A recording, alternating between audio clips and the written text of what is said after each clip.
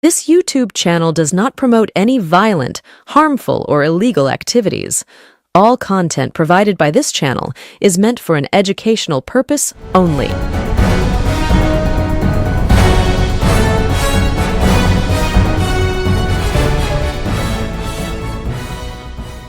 নমস্কার, আমি প্রতিবেদক সায়ন্তন চক্রবর্তী। আপনারা দেখছেন বঙ্গচক্র ইউটিউব চ্যানেল।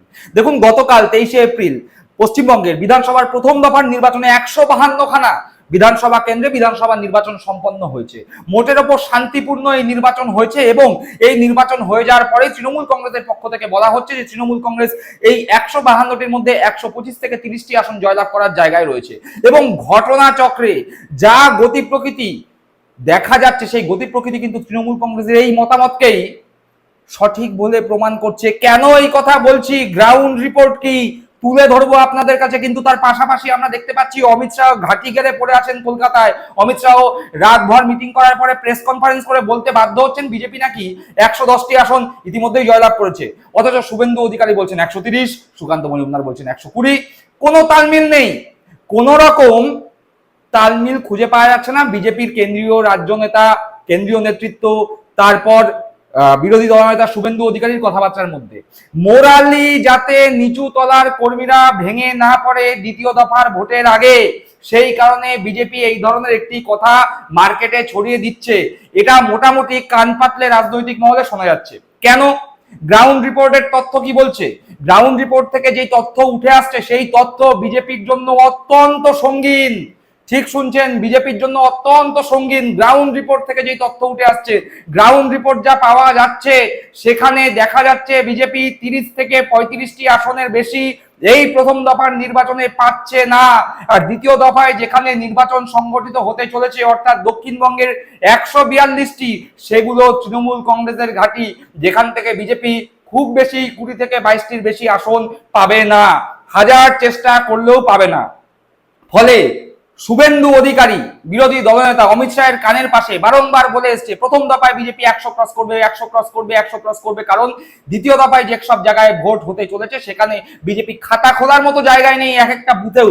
এরকম অনেক বিধানসভা কেন্দ্র রয়েছে। আর ঠিক সেই জায়গায় দাঁড়িয়ে অমিত শাহ প্রেস কনফারেন্স করে বলছে 110টির বেশি আসনে নাকি বিজেপি ইতিমধ্যেই জয়লাভ করেছে। কিন্তু ওই যে আপনাদের বললাম গ্রাউন্ড রিপোর্ট কি, গ্রাউন্ড রিপোর্ট দেখলে আপনারা চমকে যাবেন। যেই তথ্য গ্রাউন্ড রিপোর্ট থেকে আসছে, অর্থাৎ যারা যারা বিধানসভা ভোটে ভোট দান করলেন, যে সমস্ত এলাকায় ভোট হলো সেখানকার যে বিধানসভা কেন্দ্র, সেই সমস্ত জায়গার একদম গ্রাউন্ড জিরোর রিপোর্ট, গ্রাউন্ড জিরোর রিপোর্ট আপনাদের সামনে তুলে ধরবো, বিধানসভা ভিত্তিক, জেলা ভিত্তিক। তার আগে যেই 16টি জেলার 152খানা আসনে বিধানসভা নির্বাচন গতকাল অনুষ্ঠিত হলো, সেই জেলাগুলোর 2021-এর চিত্র কি ছিল সেটা আগে দেখুন। 2021 কোচবিহার জেলায় 9টি আসনের মধ্যে তৃণমূল 2টি জিতেছিল, বিজেপি জিতেছিল 7টিতে। আলিপুরদুয়ার 5টি আসনের মধ্যে তৃণমূল 1টিও জেতেনি, বিজেপি 5টিতেই জিতেছিল। জলপাইগুড়ি জেলার 7টি আসনের মধ্যে তৃণমূল জিতেছিল 3টিতে, বিজেপি 4টিতে। কালিম্পং এ 1টি আসন, 1টি জিতেছিল অন্যান্যরা। দার্জিলিং এর 5টি আসন, 5টির 5টিই জিতেছিল বিজেপি। উত্তর দিনাজপুর 9টি আসন, 9টির মধ্যে 7টি জিতেছিল তৃণমূল, বিজেপি জিতেছিল 2টিতে। দক্ষিণ দিনাজপুরের 6টি আসন, এখানে 3টি তৃণমূল, 3টি বিজেপি 2021 সালে। মালদা 12টি আসনের মধ্যে তৃণমূল জিতেছিল 8টিতে, 4টিতে জিতেছিল বিজেপি 2021 সালে। মুর্শিদাবাদের 22টি আসনের মধ্যে তৃণমূল 20টিতে জিতেছিল 2021-এ এবং 2টিতে জিতেছিল বিজেপি। পূর্ব মেদিনীপুরের 16টি আসনের মধ্যে তৃণমূল কংগ্রেস 9টিতে জিতেছিল, 6টিতে জিতেছিল বিজেপি। আর পশ্চিম মেদিনীপুরের 15টি আসনের মধ্যে 13টিতে জিতেছিল তৃণমূল আর বিজেপি জিতেছিল 2টিতে। ঝাড়গ্রামের 4টি আসন, 4টি জয়লাভ করেছিল তৃণমূল কংগ্রেস। পুরুলিয়ার 9টি আসনের মধ্যে তৃণমূল কংগ্রেস 3টিতে জিতেছিল, বিজেপি জিতেছিল 6টিতে। বাঁকুড়ার 12টি আসনের মধ্যে বিজেপি জিতেছিল 8টিতে, তৃণমূল কংগ্রেস 4টিতে। পশ্চিম বর্ধমানের 9টি আসনের মধ্যে 6টি জিতেছিল তৃণমূল, বিজেপি জিতেছিল 3টিতে। আর বীরভূমের 11টি আসনের মধ্যে 10টি জিতেছিল তৃণমূল আর বিজেপি জিতেছিল 1টিতে। এটা যেটা দেখলেন, এটা 2021-এ জেলা ভিত্তিক বিধানসভা আসনের তথ্য, যেই বিধানসভায় গতকাল ভোট হয়ে গেল। এইবার আসা যাক সেই তথ্যে, যেই তথ্য আপনাদের দেখাবো। গ্রাউন্ড রিপোর্ট কি বলছে? না বুথ ফেরত সমীক্ষা নয়, এক্সিট পোল টোল নয়, গ্রাউন্ড রিপোর্ট, গ্রাউন্ড রিয়ালিটি, বাস্তব কি বলছে। বাস্তবে যে 152খানা বিধানসভা কেন্দ্রে গতকাল নির্বাচন অনুষ্ঠিত হলো, সেখানকার গ্রাউন্ড রিয়ালিটি কি, গ্রাউন্ড রিপোর্ট কি বলছে, তৃণমূল কটায়, বিজেপি কটায়, কংগ্রেস, সিপিএম বা অন্যান্যরা কটা আসন পেতে পারে। প্রথমেই বলে রাখি, সেই রিপোর্ট দেখানোর আগে, বিজেপি কিন্তু 30 থেকে 35টি আসন জেতার জায়গায় রয়েছে এই 152খানা আসনের মধ্যে, এবং কংগ্রেস খাতা খুলে ফেলছে, অন্যান্যরাও নিজেদের দখলে একটি আসন রাখছে। তাহলে তৃণমূল কটা, সিপিএম কি জিতছে? দেখুন গ্রাউন্ড রিয়ালিটি, গ্রাউন্ড রিপোর্ট কি বলছে। গ্রাউন্ড রিপোর্ট, কোচবিহারে তৃণমূল কংগ্রেস 5টি জেতার জায়গায় বিজেপি 4টি জিততে পারে। আলিপুরদুয়ারে তৃণমূল কংগ্রেস 2টি জেতার জায়গায় বিজেপি 3টি জেতার জায়গায়। জলপাইগুড়িতে তৃণমূল কংগ্রেস 4টি জেতার জায়গায় বিজেপি 3টি জেতার জায়গায়। দার্জিলিং এ তৃণমূল কংগ্রেস 2টি জেতার জায়গায় বিজেপি 3টি জেতার জায়গায়। কালিম্পং এর একটি আসন গতবার অন্যান্যরা জিতেছিল, এবারেও অন্যান্যদের খাতাতেই সেই আসন যেতে পারে।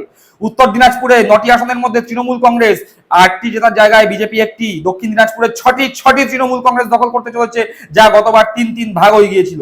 মালদা গতবার 12র মধ্যে তৃণমূল কংগ্রেস 8টি জিতেছিল, বিজেপি 4টি। এখানে মালদায় তৃণমূল কংগ্রেস 10টি জিততে চলেছে, বিজেপি 2টিতে। মুর্শিদাবাদের 22টি আসনের মধ্যে তৃণমূল কংগ্রেসের আসন কমতে চলেছে, তৃণমূল কংগ্রেস 20টি থেকে 18টিতে নামতে চলেছে, বিজেপি নিজেদের 2টি আসন ধরে রাখতে চলেছে, কিন্তু কংগ্রেস এখানে 2টি আসন পেতে চলেছে। বীরভূমের 11টি আসন, গতবার একটি আসন তৃণমূলের হাতছাড়া হয়েছিল, এবার 11ই তৃণমূল কংগ্রেস দখল করতে চলেছে। পূর্ব মেদিনীপুর গতবার তৃণমূল কংগ্রেস 9টা জিতেছিল, বিজেপি 7টা, এবারেও তাই হতে চলেছে।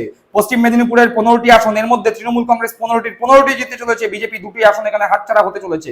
ঝাড়গ্রামের 4টি আসন, 4টি তৃণমূল কংগ্রেস জয়লাভ করতে চলেছে, ঠিক গতবারের মতো। পুরুলিয়া জেলায় তৃণমূল কংগ্রেস 5টি আসনে জয়লাভ করতে চলেছে, বিজেপি 4টিতে। বাঁকুড়ায় তৃণমূল কংগ্রেস 8টিতে, অর্থাৎ গতবারের থেকে 4টি আসন বাড়িয়ে 8টিতে পৌঁছে যাচ্ছে তৃণমূল, আর বিজেপি গতবারের থেকে 4টি আসন কমে 4টিতে পৌঁছে যাচ্ছে। আর পশ্চিম বর্ধমান তৃণমূল কংগ্রেস 9টির মধ্যে 8টিতে জয়লাভ করার জায়গায়, আর বিজেপি 1টিতে। অর্থাৎ মোটের ওপর তৃণমূল কংগ্রেস 115টি আসন জয়লাভ করার জায়গায়, বিজেপি 34, অন্যান্যরা 1টি এবং কংগ্রেস 2টি। এই যে তথ্য আপনাদের দেখালাম, এটা গ্রাউন্ড রিপোর্ট। আমি আবারও বলছি, এটা কোনো এক্সিট পোল নয়, এটা কোনো ওপিনিয়ন পোল নয়, এটা গ্রাউন্ড রিপোর্ট, গ্রাউন্ড রিয়ালিটি। এবং এই গ্রাউন্ড রিয়ালিটি বিজেপির অভ্যন্তরে রয়েছে, এবং বিজেপির অভ্যন্তরে এই গ্রাউন্ড রিয়ালিটি যাওয়ার পরে তাদের শিরদাঁড়া থেকে ঠান্ডা স্রোত বয়ে গিয়েছে।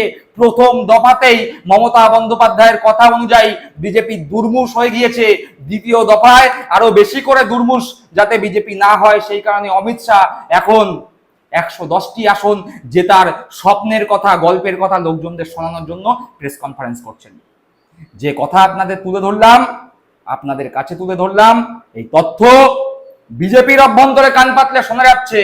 এই তথ্য তৃণমূল কংগ্রেস তথা আইপ্যাকের অভ্যন্তরে কান পাতলেও একই রকম কথার প্রতিধ্বনি শোনা যাচ্ছে।